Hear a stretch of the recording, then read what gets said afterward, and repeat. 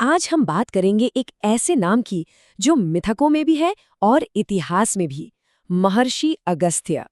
अब आप सोचेंगे, एक ऋषि, लेकिन वो सिर्फ एक ऋषि नहीं थे, वो एक वैज्ञानिक थे, एक रणनीतिकार। और उनकी कहानी वो हमें एक ऐसी यात्रा पर ले जाएगी जो वाकई में हैरान कर देने वाली है। सोचिए, एक ऐसा ऋषि जिसे खुद एक देवता ने पूरी दुनिया का संतुलन ठीक करने के लिए कहा। ये कोई मामूली सवाल नहीं है ना। ये उस कहानी की शुरुआत है जहां एक इंसान को एक लगभग नामुमकिन काम सौंपा गया था, पूरी धरती को बैलेंस करने का काम। और वो ऋषि थे महर्षि अगस्त्य। कहानी कुछ ऐसी है कि एक बार देवताओं की सभा का वजन इतना ज्यादा हो गया कि धरती ही एक तरफ झुक गई। आप सोचिए, इस संतुलन को वापस कौन लाए?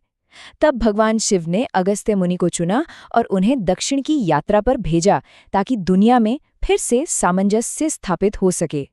लेकिन अगस्त्य की कहानी सिर्फ इस एक पौराणिक घटना तक ही सीमित नहीं है। असल में ये तो बस शुरुआत थी।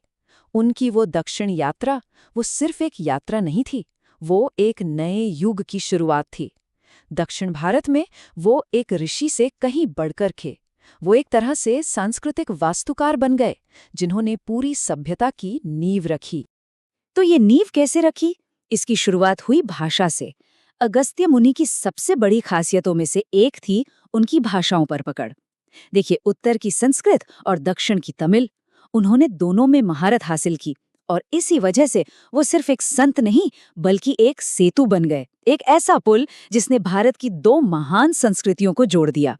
और उन्होंने सिर्फ भाषा को जोड़ा ही नहीं, उन्होंने उसे एक ढांचा भी दिया। उनका लिखा अगस्त्यम ग्रंथ, जिसे तमिल भाषा का पहला व्याकरण माना जाता है, ये एक बहुत बड़ा काम था। इसी वजह से उन्हें तमिल साहित्य का जनक कहा जाता है। सोचिए, ये उपाधि आज भी कितनी मायने रखती है। लेकिन बात सिर्फ भाषा तक ही नहीं रुकी। उनका प्रभाव तो बहुत बहुत आगे तक था। वो एक महान शिक्षक भी थे। उन्होंने कई गुरुकुल बनाए, जहां सिर्फ वेद पुराण ही नहीं, बल्कि आयुर्वेद, खगोल विज्ञान, रसायन विज्ञान जैसे विषय भी पढ़ाए जाते थे। उन्होंने ज्ञान की एक ऐसी परंपरा शुरू की कि उन्हें सिद्ध चिकित्सा का जनक भी माना जाने लगा। चलिए, अब अगस्त्य मुनि की कहानी के सबसे हैरान कर देने वाले हिस्से पर आते हैं।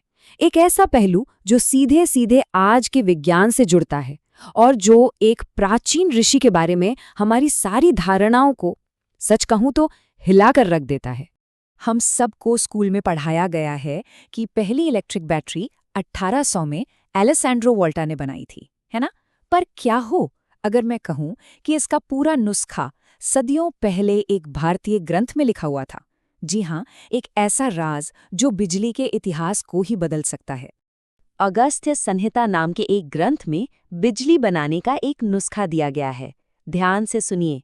एक मिट्टी का बर्तन, एक तांबे की प्लेट, कॉपर सल्फेट, गीला बुरादा और पारे के साथ मिली एक जिंक शीट। अब आप बताइए, ये सब मिलकर क्या बनता है? ये आज की एक साधारण बैटरी का डिजाइन ही तो है। और ग्रंथ में ये भी साफ साफ लिखा है कि इन चीजों को मिलाने से होगा क्या? लिखा है, इनके संपर्क से मित्र वरुण नाम की ऊर्जा पैदा होगी। ये सिर्फ कोई कविता नहीं है, ये साफ तौर पर ऊर्जा यानी एनर्जी बनाने की एक प्राचीन विधि का जिक्र है। और बात यहीं खत्म नहीं होती। उन्हीं ग्रंथों में इलेक्ट्रोलिसिस यानी पानी को हाइड्रोजन और ऑक्सीजन में तोड़ने की प्रक्रिया का भी जिक्र है। सोचकर देखिए, ये एक ऐसी खोज है जो अपने समय से सदियों, शायद हजारों साल आगे की थी। तो एक तरफ वो एक वैज्ञानिक थे, लेकिन उनकी काबिलियत सिर्फ प्रयोगशाला तक सीमित नहीं थी। उन्होंने अपने ज्ञान का इस्तेमाल खुले समुद्र में भी किया। वो एक बेहतरीन नौसैनिक रणनीतिकार भी बने, जिन्होंने दक्षिण भारत के विशाल तटों की रक्षा की। माना जाता है कि दक्षिण भारत की पहली संगठित नौसेना प्रणाली की नींव उन्होंने ही रखी थी। और ये सिर्फ कुछ जहाज बनाने की बात नहीं थी, ये एक पूरी रक्षा रणनीति थी। एक ऐसा सिस्टम जिसने एक पूरे तटीय सभ्यता को समुद्री लुटेरों और हमलावरों से महफूज रखा। और इस नौसेना का काम सिर्फ रक्षा करना ही नहीं था, ये तो तरक्की का एक जरिया थी।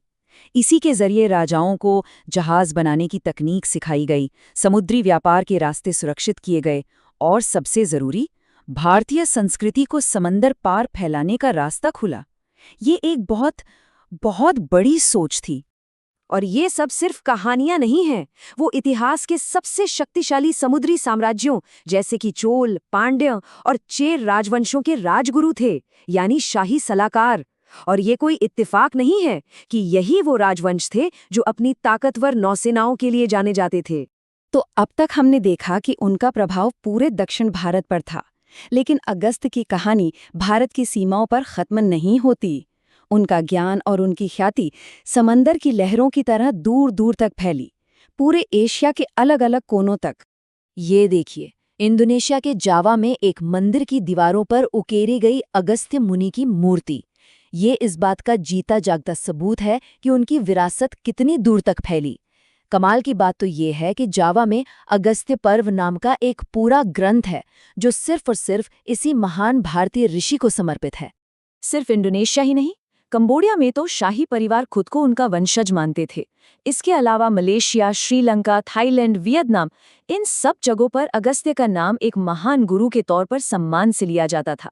मतलब उनका प्रभाव सिर्फ आध्यात्मिक नहीं बल्कि सांस्कृतिक भी था। एक बहुत मशहूर कहानी है कि अगस्त्य मुनि ने पूरा समंदर पी लिया था। अब जाहिर है ये सचमुच तो नहीं हुआ होगा, तो इसका असली मतलब क्या हो सकता है? शायद ये इस बात का प्रतीक है कि वो पहले ऐसे ऋषि थे जिन्होंने समुद्र को पार किया, जिन्होंने अनजाने समुद्री रास्तों पर यात्रा की और अलग अलग देशों के बीच संस्कृति के नए रास्ते बनाए। तो एक सांस्कृतिक निर्माता, एक महान वैज्ञानिक, एक नौसेना रणनीतिकार और एक विश्व गुरु। इस पूरी अविश्वसनीय कहानी के बाद हमारे जहन में एक सवाल जरूर उठता है, एक ऐसा सवाल जो इस रहस्यमयी शख्सियत के केंद्र में है। तो आखिर ये अगस्त्य कौन थे? क्या वो वाकई में एक अकेले इतने प्रतिभाशाली इंसान थे जिनकी काबिलियत की कोई सीमा ही नहीं थी, या फिर अगस्त्य सिर्फ एक नाम है, ज्ञान की एक पूरी परंपरा का नाम जो पीढ़ी दर पीढ़ी आगे बढ़ती रही? हो सकता है इसका सही जवाब इतिहास और मिथकों के बीच कहीं छिपा हो।